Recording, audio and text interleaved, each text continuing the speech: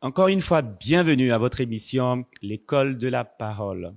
Merci, infiniment merci pour vos mots sympathiques, vos mots gentils, vos contributions constructives qui nous donnent de nous améliorer, de nous bonifier. Infiniment merci. Je suis Vincent Goran et j'accompagne les cadres dirigeants à bonifier leur prise de parole en public, à devenir de bien meilleurs orateurs.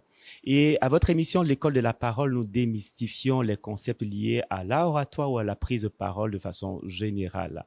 Et pour cette séquence, nous avons un invité de taille, un habitué de l'École de la parole, avec qui nous parlerons aujourd'hui de lecture, mais de lecture expressive. Suivez-nous, restez connectés jusqu'à la fin, car vous allez apprendre de très belles choses. Et c'est pour maintenant.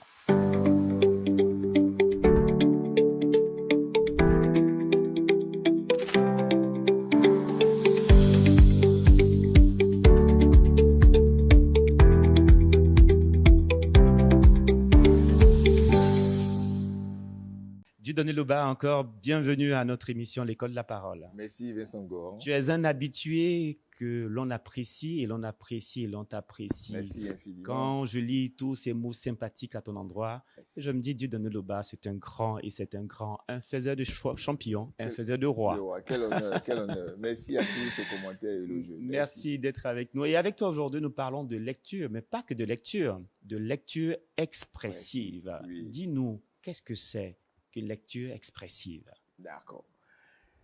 Vincent, ayant fait l'école primaire, tu sais que l'une des premières choses que tu as appris, c'est la lecture. Absolument. D'accord. On a appris Mariam jouer à la balle. Exactement.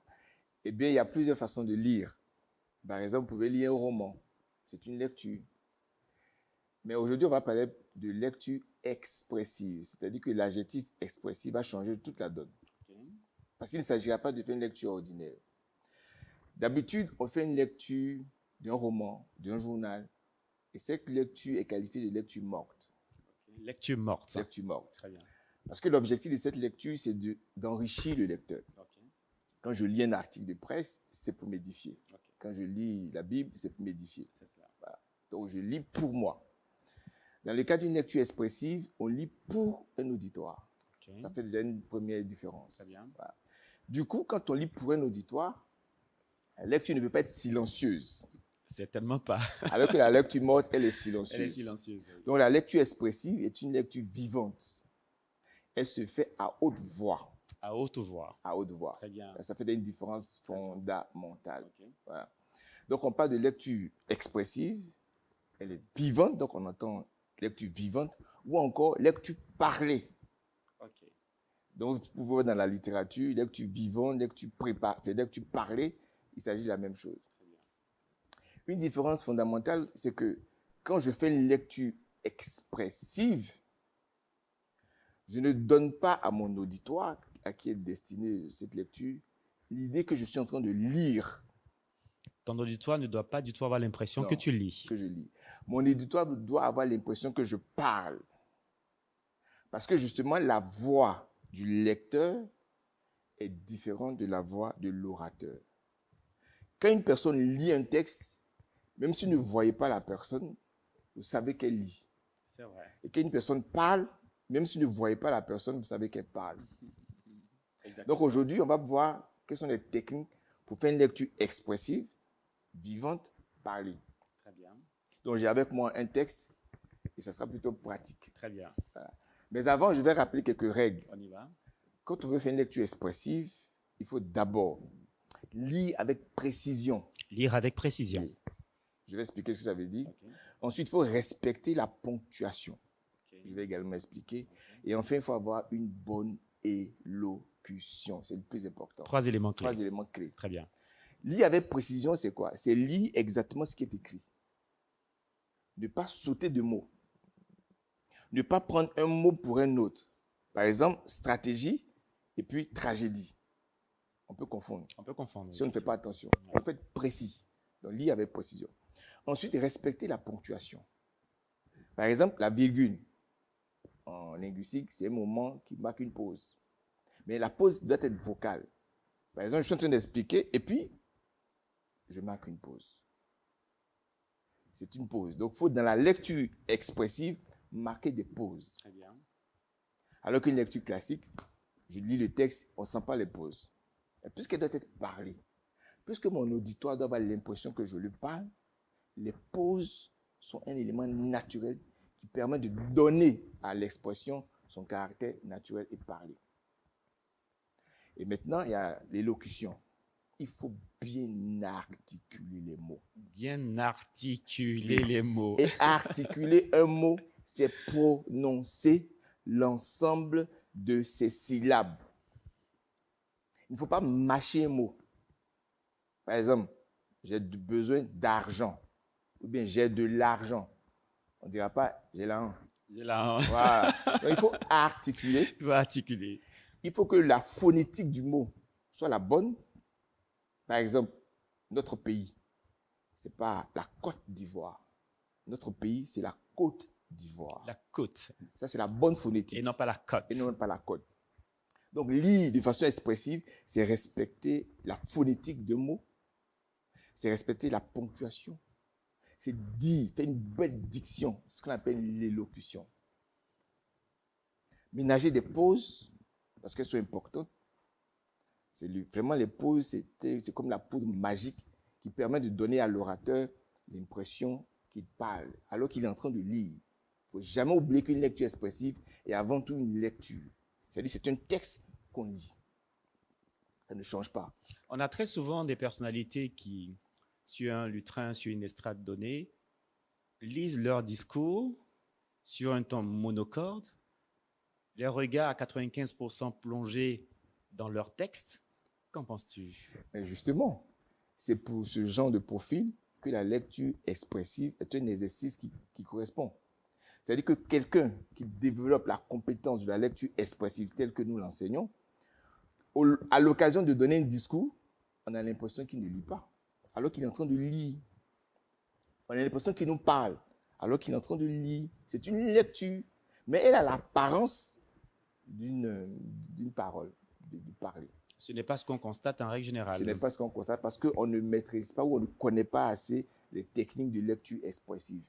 N'y aura-t-il pas des conseillers en communication qui seraient à même de rappeler à l'ordre ces différents orateurs, qu'ils soient politiques, qu'ils soient directeurs généraux d'entreprise, leur rappeler les bonnes pratiques?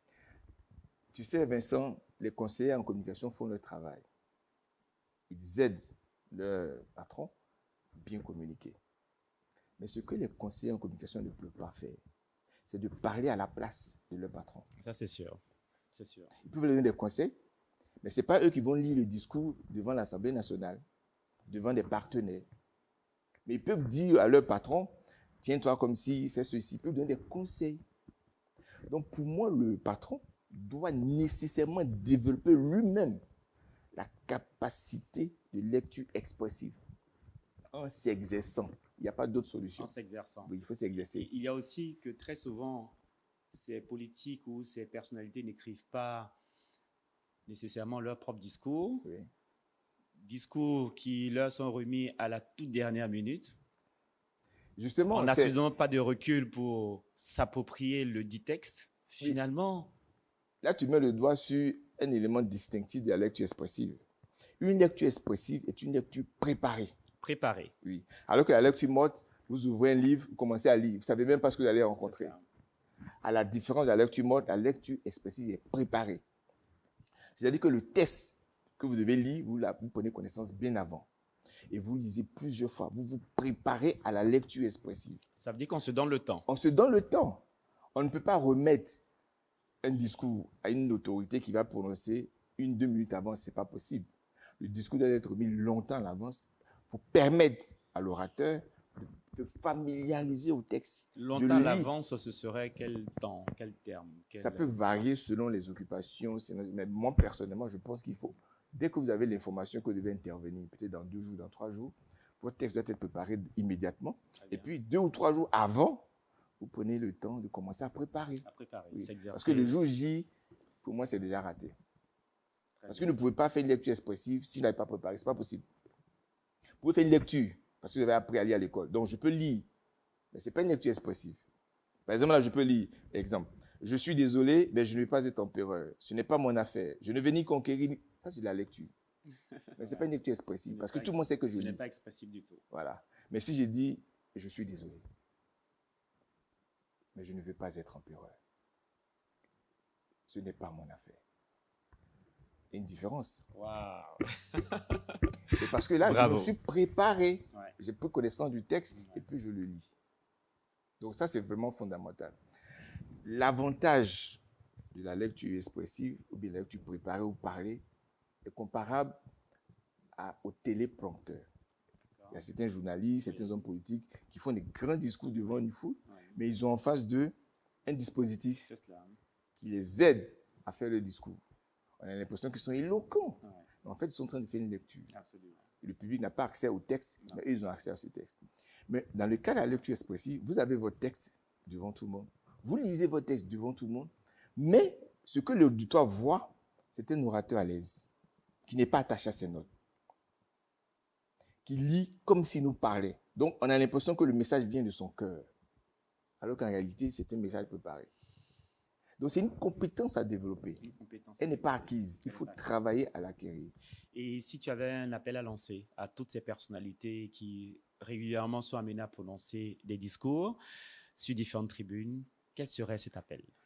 Je dirais que ceux qui veulent même apprendre l'art oratoire ou la pose de parole publique, c'est très bien. Mais ça sera incomplet si vous n'avez pas développé la compétence de lecture expressive. Pourquoi? Parce que cette seule compétence vous suffit. La préparation du texte peut être faite par les techniciens autour de soi. Le texte est fait, les idées, vous lisez, vous prenez connaissance. Mais le plus important, c'est ce que vous, de votre part. Et votre part, c'est le rendu. Le contenu peut être fait par d'autres personnes. Mais le rendu, personne sur cette terre ne peut prendre votre voix, ne peut prendre votre parole. Sauf si vous faites représenter, c'est un autre cas. Mais si vous devez prendre la parole, nécessairement, vous devez développer cette compétence de lecture expressive. C'est-à-dire lire en donnant l'impression que vous parlez. Donc, on lit en parlant et on parle en lisant. Donc, on est fidèle au texte, on lit exactement ce qui est écrit, mais on n'a pas le regard, par exemple, plongé dans les notes. Donc ça, il faut absolument développer cette compétence. Mais c'est des exercices quotidiens et dans la durée. Par exemple, je donne un exemple. Je prends ce texte, je dis, je suis désolé. Quand je lis, normalement, je dois lever la tête. Je baisse la tête juste pour prendre la phrase, et je lève la tête pour dire, je suis désolé. Je baisse la tête, mais je ne vais pas être empereur. À force de développer cet exercice, quand vous allez regarder pour la première fois, vous ne pouvez prendre que 2 phrases, ou bien 2 mots. Je suis désolé. Vous devez lever la tête pour dire, je suis désolé. Et baisser la tête pour prendre la suite. Mais à force de le faire, quand vous regardez, en un clin d'œil, vous avez toute une phrase. Je suis désolé, mais je ne veux pas être empereur. Je baisse la tête. Ce n'est pas mon affaire. À force de faire, et comme vous avez pris connaissance du texte avant, le petit coup d'œil vous donne quasiment la totalité du texte que vous pouvez dire sans regarder. Donc, vous donnez une impression à l'auditoire, mais que vous parlez, que vous savez juste des notes comme un support, alors que vous êtes en train de lire exactement ce qui est écrit. Donc, le conseil, c'est vraiment de dire qu'il faut absolument développer cette compétence. C'est pour moi la première compétence. Et si je dois renoncer à toutes les compétences d'orateur, je ne dois pas renoncer à celle-ci, celle de la lecture parlée, la lecture vivante, la lecture expressive. Compétence à développer. Je ne veux pas être empereur. Je veux rester bel orateur. Dieudonné Loba, merci de nous avoir enrichis. Je t'en prie, Vincent Goran. Merci beaucoup. Vous avez à présent l'essentiel sur la lecture expressive et c'était avec Dieudonné Loba. Nous nous retrouvons pour une prochaine émission et d'ici là, que Dieu vous garde.